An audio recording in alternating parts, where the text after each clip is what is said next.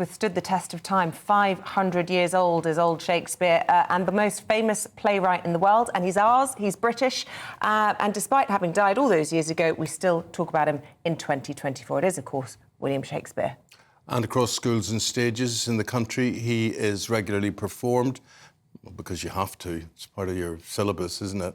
And today marks Shakespeare Week, where primary schools across Britain will celebrate the bard. But is Shakespeare still relevant in the modern day? Two people with very differing views on this. Apprentice star and actor Ryan Mark Parsons, who's just been telling me he did study English literature at A-level, but thinks Shakespeare is no longer relevant. And then we have Chris McGovern, a regular on the show, former head teacher, and he thinks Shakespeare is still very much relevant to our modern lives. Put the case, then, will you, Mr. McGovern, for Shakespeare? I'm with you, I have to say, and nail my colours to the mast there. I'll tell you what, we'll let Ben Jonson put the case. Ben Jonson was a famous contemporary of Shakespeare, and he said of Shakespeare that he was not of an age, but for all time. Shakespeare not only was he a wonderful poet and a genius, he tells us about human nature, and he can be delivered to children, presented to children in a variety of ways. When I taught 7-year-olds, we used to do an animated version of Shakespeare's tales, not so much about the poetry, but about the stories. Later on, when I taught at A-level, of course, you're doing Shakespeare in depth. Shakespeare is translated into 80 languages around the world. When the Chinese premier came to Britain a decade ago, he insisted on going to Stratford-on-Avon. He's a genius. We know he's one of the few geniuses in the world. We have Mozart, we have perhaps Leonardo da Vinci. He's a genius. Of course, he's worth studying.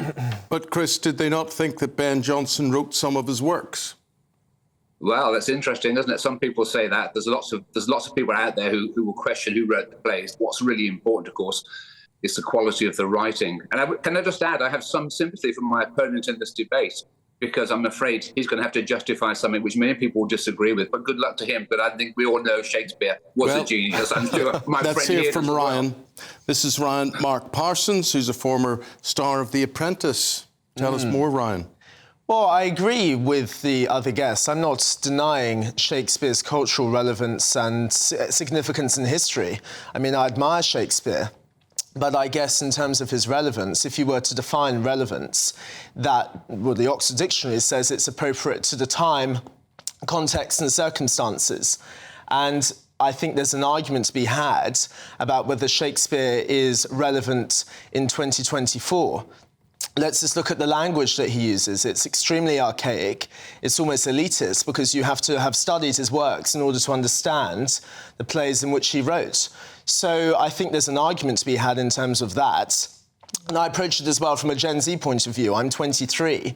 I can't remember the last time my friends actually mentioned Shakespeare or referenced Shakespeare. I just want to tear my hair out when you say that. I mean, well, it's true. He survives for 500 years and then the Gen Zers chuck it up the wall.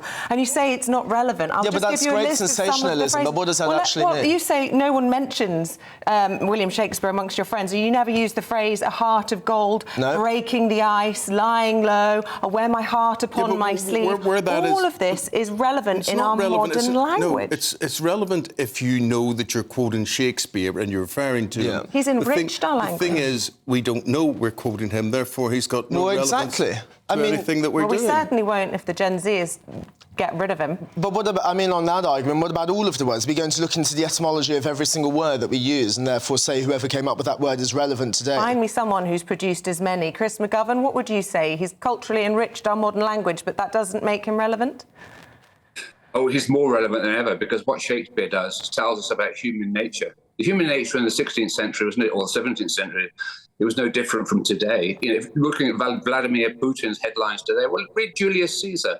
You know, read some of those. Read Macbeth. You know, Shakespeare tells us about human nature more than any other writer does. I think the fact that China and Singapore, these leading economies around the world and great education systems, they still insist on teaching Shakespeare. So it's really important that children are also stretched. Yes, the language can be difficult, but that's good, because we need to stretch children. We need to present children with things which challenge them. Don't always make life easy for children. Absolutely. No, make them stretch them a little bit.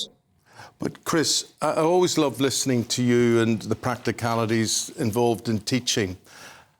What is it from a teacher's point of view that you think pupils get out of Shakespeare? For instance, and I'm thinking about, today we were talking about apprenticeships on the programme, And I was just wondering what way Shakespeare helps anybody find a job in life. And shouldn't there be things that are more relevant in this day and age, computer studies, etc., etc.?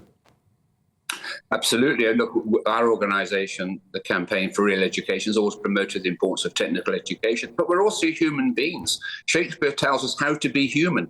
He tells us about ourselves. You want to look at anti-Semitism, you can, to some extent, look at The Merchant of Venice, but though it's done in a particular way, he tells us about ourselves. He's an incredible writer, and I say he is a genius. We mustn't sideline our geniuses. Yes, but we must promote all. I'm not denying he's a genius. I'm just talking about his relevance today. And I think in a time of inclusivity and making language and culture accessible, we don't want to cut off a demographic that don't understand his works, who can't afford to watch his plays. And I think that reduces his relevance nowadays. My thing was, Chris talks about, you know, genius in the writing and things. I found as a student, by the time that was pointed out to you or that you interpreted what he was actually saying, nothing he ever writes is obvious. So therefore you think, what does that actually mean? Is this pathos? Is this happiness? Is this sadness? What is this? Well, exactly. I think a lot of these claims and this admiration is hyperbolized. And I also think as well that we're living in this time of great, everything is globalized. We should be celebrating new authors that are capturing the zeitgeist of modern audiences. We don't need to keep looking back to Shakespeare and his boring plays that we're suffering from reinterpretation fatigue, where every single play seems to be reinterpreted. I've personally had enough of it. How many versions of Romeo and Juliet do I have to suffer from where we actually say enough is enough? And I think actually allow other authors and artists and writers to come to the forefront. Ryan, really, really interesting. Ryan Mark Parsons and Christopher McGovern, thank you both very, very much indeed. Yeah.